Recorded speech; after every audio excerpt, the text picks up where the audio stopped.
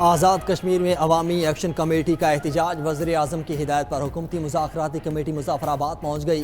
Committee میں رانا ثناء اللہ، احسن اقبال، سردار یوسف، طارق فضل چودھری، قمر زمان کائرہ، راجہ پرویز اشرف اور سردار مسعود خان شامل۔ وفد احتجاج کی قیادت کرنے والی عوامی ایکشن کمیٹی کے رہنماؤں سے مذاکرات کرے گا اور تمام معاملات کو بات چیت کے ذریعے پرامن طور پر حل کرنے کی کوشش کی جائے گی۔ وزیر اعظم شہباز شریف کا آزاد کشمیر کی صورتحال پر گہری تشویش کا اظہار، پرتشدد واقعات کی تحقیقات کا حکم۔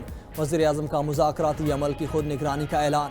وزیر اعظم کی عوامی ایکشن کمیٹی سے پرامن رہنے کی اپیل، کہا کشمیری بہن بھائیوں کے مسائل حل کرنے کے لیے ہر وقت تیار ہیں۔ احتجاج ہر شہری کا آئینی اور جمہوری حق ہے، امنی عامہ کو نقصان پہنچانے سے گریز کیا جائے۔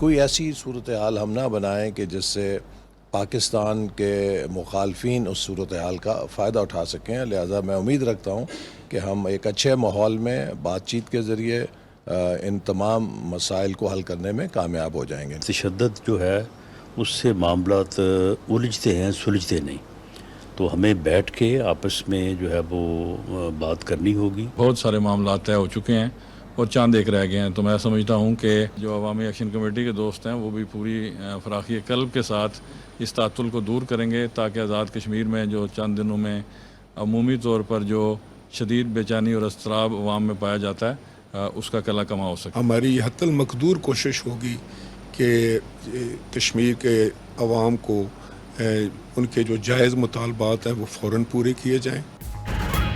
حکومتی مذاکراتی کمیٹی کا مظاہرین کے جائز مطالبات پر عمل درآمد کا فیصلہ۔ رکن کمیٹی وفاقی وزیر احسن اقبال کہتے ہیں وزیر اعظم کی ہدایت پر مظاہرین کے جائز مطالبات پر عمل درآمد کریں گے۔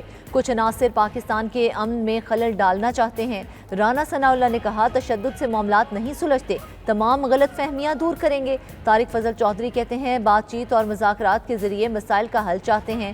وزیر اعظم آزاد کشمیر چودھری انوار الحق نے کہا مظاہرین کے زیادہ تر مطالبات تسلیم ہو چکے، معاملات جلد ٹھیک ہونے کی امید ہے۔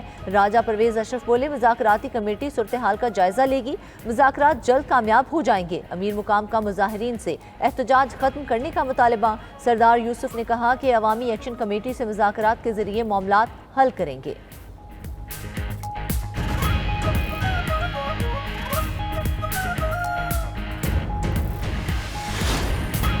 غزہ کے لیے امداد لے جانے والے قافلے پر بھی اسرائیلی جارحیت، 40 سے زائد کشتیوں پر مشتمل فلوٹیلا پر حملہ۔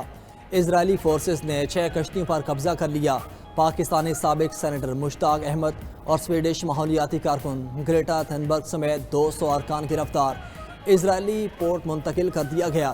فلوٹیلا کشتیوں کی لائف فیڈز بند ہونے سے رابطہ منقطع ہو گیا۔ فلوٹیلا منتظمین کا کہنا ہے کہ مشن کے بحری جہازوں کو غیر قانونی طور پر روکا جا رہا ہے۔ اسرائیلی وزارت خارجہ کا فلوٹیلا کو راستہ تبدیل کرنے کا حکم، کہا ابھی زیادہ دیر نہیں ہوئی، کشتیاں واپس چلی جائیں۔ فلوٹیلا میں پاکستان سمیت 40 ممالک کے 500 سے زائد افراد شریک ہیں۔ اسرائیلی بحریہ نے گلوبل سموتھ فلوٹیلا کے بحری جہاز کیپٹن نیکوس کو بھی روک لیا۔ فرانسیسی رکن یورپی پارلیمنٹ رما حسن نے اپنا موبائل فون سمندر میں پھینک دیا۔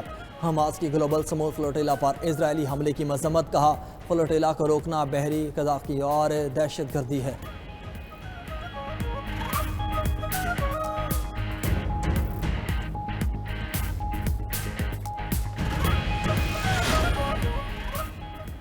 وزیر اعظم شہباز شریف کی گلوبل سموتھ فلوٹیلا پر اسرائیلی حملے کی شدید مذمت، تمام ارکان کی فوری رہائی کا مطالبہ۔ ایکس پیغام میں کہا اسرائیلی فوج نے فلوٹیلا کے ارکان کو غیر قانونی طور پر حراست میں لیا۔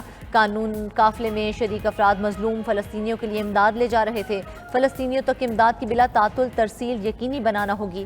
ترجمان دفتر خارجہ کا کہنا ہے کہ اسرائیل کی کارروائی بے گناہ شہریوں کی زندگیاں خطرے میں ڈالنے کے مترادف ہے۔ نائب صدر پیپلز پارٹی کی گلوبل سموتھ فلوٹیلا پر اسرائیلی حملے کی شدید مذمت۔ سینیٹر شیری رحمان نے کہا فلسطینیوں کے لیے امداد لے جانے والے فلوٹیلا پر حملہ عالمی انسانی اصولوں کی صریحاً خلاف ورزی ہے۔ امیر جماعت اسلامی حافظ نعیم الرحمان نے کہا سموتھ فلوٹیلا پر اسرائیلی فوج کا حملہ ایک اور کھلی دہشت گردی ہے۔ کیا یہی انسانیت، جمہوریت، انسانی حقوق اور بین الاقوامی قانون ہے؟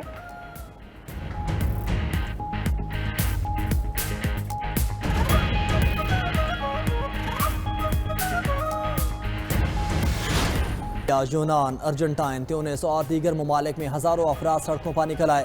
مظاہرین کے سمود فلوٹیلا کو روکنے اور اراکین کو حراست میں لینے کی مذمت۔ اٹلی کے مختلف شہروں میں مظاہرین نے ریلوے اسٹیشن بند کرا دیے۔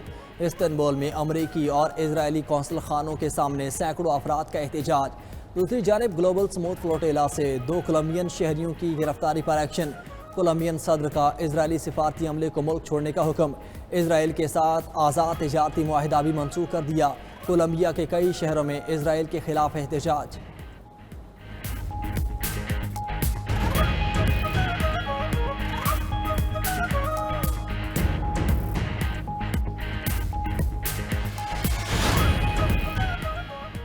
جنگوں کا نہیں، معاشی ترقی کا سوچنا ہوگا۔ صدر مملکت آصف علی زرداری کا چینی میڈیا کو انٹرویو۔ کہا، ہمیں معاشی مائنڈ سیٹ کی ضرورت ہے، معاشی ترقی ہی قوموں کو جوڑتی ہے۔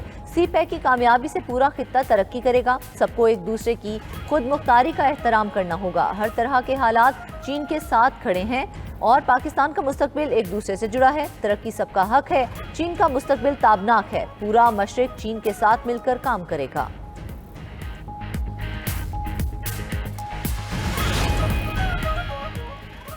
پنجاب کے عوام کی تذلیل کرنے والوں کو جواب دینا میرا کام ہے، اس پر کبھی معافی نہیں مانگوں گی۔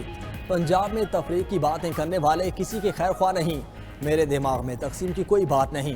وزیر اعلیٰ پنجاب مریم نواز کا لاہور میں تقریب سے خطاب۔ کہا، سیلاب پر لیکچرز دیے جا رہے تھے، دنیا سے مدد کی اپیل کیوں نہیں کی؟ حکمرانوں کا کام صرف ووٹ لینا نہیں، 5 سال میں پنجاب کو ترقی یافتہ صوبہ بنائیں گے۔ کچھ کرنا چاہتی ہوں تو کہتی ہیں IMF نہیں مانے گا۔ مزید کہا، نوجوان جھوٹے پروپیگنڈے کے فریب میں نہ جائیں، نوجوان کبھی کسی کا ایندھن نہ بنے۔ 9 مئی پر حملہ کرنے والے آج بھی جیل میں ہیں۔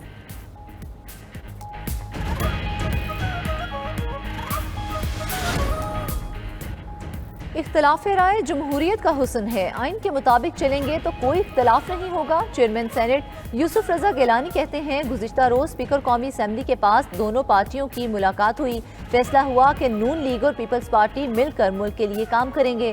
نئے صوبے بنانے کا طریقہ کار آئین میں واضح ہے۔ رہنما پیپلز پارٹی سید نوید قمر کہتے ہیں، نون لیگ کی لیڈرشپ کے سامنے پیپلز پارٹی نے اپنے تحفظات رکھے۔ پی پی اور نون لیگ کی ڈیل اپنی جگہ، لیکن ریڈ لائنز کراس نہیں کی جاتی۔ آپ کہتے ہیں میرا پانی میری مرضی، تو پھر ایک غلط تاثر جاتا ہے۔ ٹیکس پالیسی کا فنکشن اب FBR کے پاس نہیں۔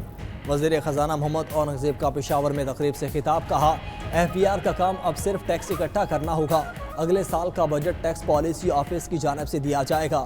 مزید کہا، برآمدات کے بل بوتے پر ترقی کرنے کی پالیسی پر کام کر رہے ہیں۔ سیلاب سے متاثرہ علاقوں کے لیے فوری امداد نہیں مانگیں گے۔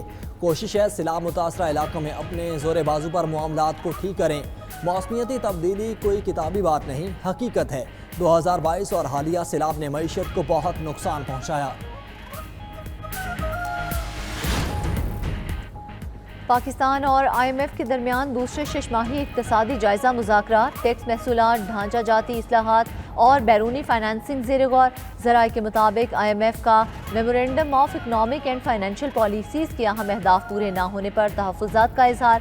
سرکاری اداروں کے قوانین میں اصلاحات کا ہدف پورا نہ ہونے پر وضاحت مانگ لی۔ 10 سرکاری ملکیتی اداروں کے قوانین میں ترمیم جون 2025 تک درکار تھی۔ وزارت IT، تجارت، بحری امور، ریلوے، آبی وسائل کے ادارے شامل۔ وزارت خزانہ نے متعلقہ وزارتوں کو خطوط ارسال کر دیے۔ IMF کی شرط پر درآمدی اور مقامی گاڑیوں کے لیے 62 لازمی معیارات مقرر۔ مقامی تیار کردہ گاڑیوں کے لیے معیارات پر عمل درآمد 1 جولائی 2026 سے ہوگا۔ سیفٹی معیارات میں گاڑیوں کے انسپیکشن اور سرٹیفیکیشن لازمی قرار۔ 1 اکتوبر سے 30 جون تک درآمدی گاڑیوں پر 40% ریگولیٹری ڈیوٹی بھی عائد۔ حکومت نے گاڑیوں کی جانچ پڑتال کے لیے 40 کمپنیز کو رجسٹرڈ۔ غیر معیاری اور غیر محفوظ گاڑیاں مارکیٹ میں فروخت نہیں ہو سکیں گی۔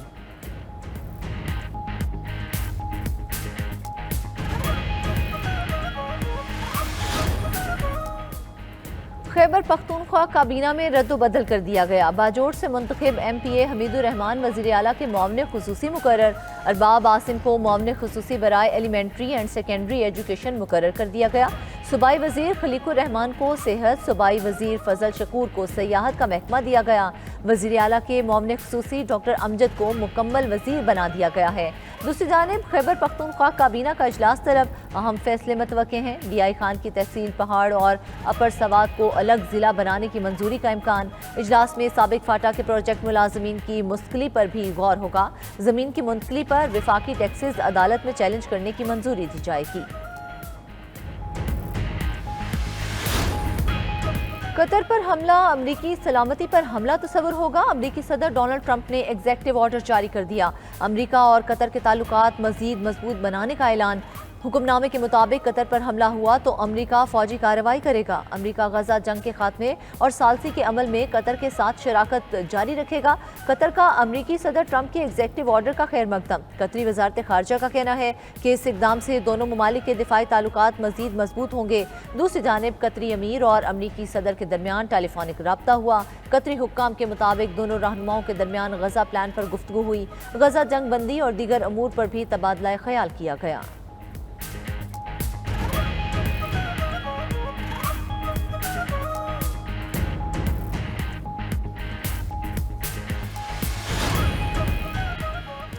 فلسطینی مزاحمتی تنظیم حماس کا غیر مسلح ہونے سے انکار۔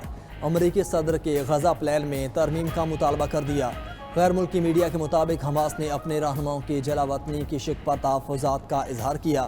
اسرائیل کے مکمل انخلا کی بین الاقوامی ضمانتیں مانگ لی۔ حماس داخلی یا بیرونی ٹارگٹ کلنگ نہ ہونے کی یقین دہانی بھی چاہتی ہے۔ حماس کے مذاکرات کاروں نے گزشتہ روز دوحہ میں ترک، مصری اور قطری حکام کے ساتھ بات چیت کی تھی۔ دوسری طرف غیر ملکی میڈیا کا عرب سالے سے متعلق اہم دعویٰ۔ اپنی رپورٹ میں کہا کہ حماس نے امریکی امن منصوبے پر مثبت اشارے دے دیے۔ حماس امریکی امن منصوبے کا مزید جائزہ لے رہا ہے۔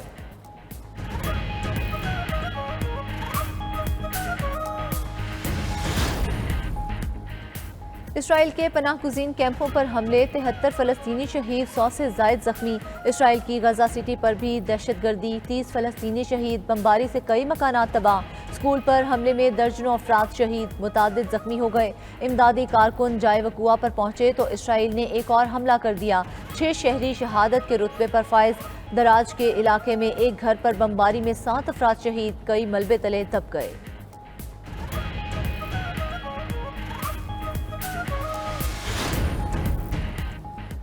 امریکہ میں حکومتی شٹ ڈاؤن بحران سنگین ہو گیا۔ اخراجات بل پر ریپبلکنز اور ڈیموکریٹس میں ڈیڈ لاک برقرار۔ اخراجات کی منظوری نہ ہونے پر کئی سرکاری محکمے بند۔ امریکہ میں 7,50,000 ملازمین کو بغیر تنخواہ جبری چھٹی پر گھر بھیج دیا گیا۔ Research centres, health care programmes اور کسٹمر سروسز دفاتر بھی بند۔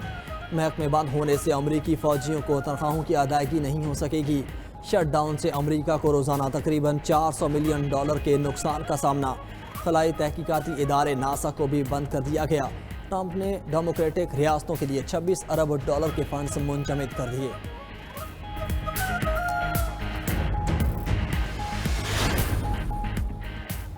امریکہ کے شہر نیو یارک کے لاگارڈیا ایئرپورٹ پر 2 طیارے رن وے کی جانب جاتے ہوئے آپس میں ٹکرا گئے۔ طیاروں کو رن وے پر حرکت کرتے اور آپس میں ٹکراتے دیکھا جا سکتا ہے۔ واقعے کے فوری بعد ایئرپورٹ حکام نے ایمرجنسی عملہ موقع پر پہنچایا۔ ابتدائی اطلاعات کے مطابق کسی جانی نقصان کی اطلاع نہیں ملی۔